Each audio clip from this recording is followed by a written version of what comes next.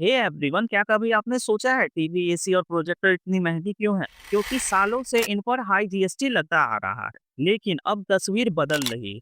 GST 2.0 के साथ भारत सरकार एक बड़ा बदलाव लाने वाली है, जो हम जैसे कंज्यूमर्स के लिए एक बड़ी राहत का काम कर सकती है।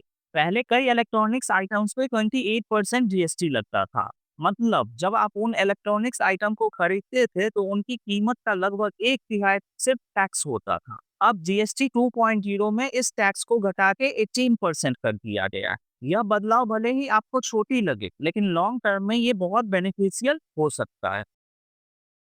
32 इंच से बड़े टीवी पहले 28% टैक्स स्लैब में थे। अब ये 18% टैक्स स्लैब में आ गए हैं। 32 इंच से छोटी टीवी पहले से ही 18% टैक्स स्लैब में थे। इनमें कोई बदलाव नहीं किया गया है। मतलब अब सभी टीवीज एक ही 18% स्लैब में आ गए हैं। एयर कंडीशनर्स हमेशा से महंगे माने जाते थे। ऊपर से इन पे 28% का हाई जीएसटी रेट लगता था। अब जीएसटी 2.0 ने इन पर जीएसटी रेट घटा के 18% कर दिया है।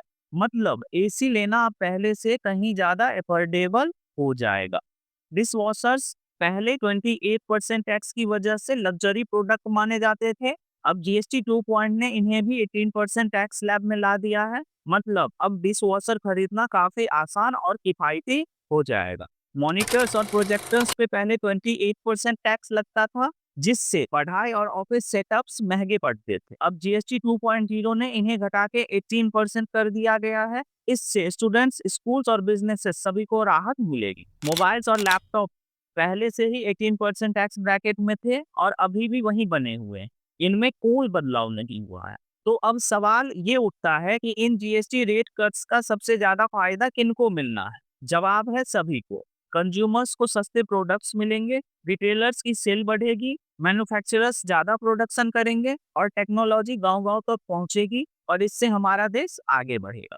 तो जीएसटी 2.0 सिर्फ रेट कट नहीं है, ये प्रोग्रेस की तरफ एक बड़ा कदम है। सस्ते इलेक्ट्रॉनिक्स का मतलब है बेहतर शिक्षा, स्मार्ट वर्क, प्रोडक्टिव बिजनेस। और जब टेक्नोलॉजी आम आदमी तक पहुंचती है तो पूरा देश आगे बढ़ता है। Thank you, that is it from my side.